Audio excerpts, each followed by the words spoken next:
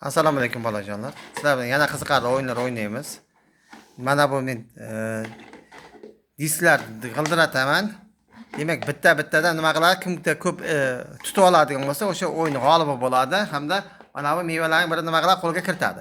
Tayyormizmi bolajonlar? Avval Muslima boshlaydi. Sara tayyormisan? Ha. Yo'q. Muslima.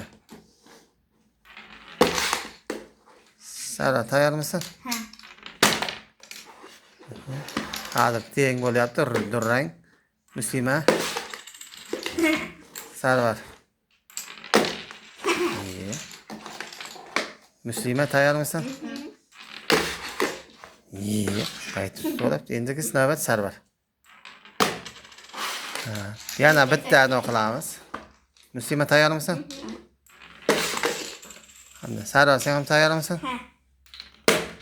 Demak, ikkalasi ham g'olib bo'ldi. Demak, bitta-bitta mevalarni qo'lga kiritamiz. Olamiz.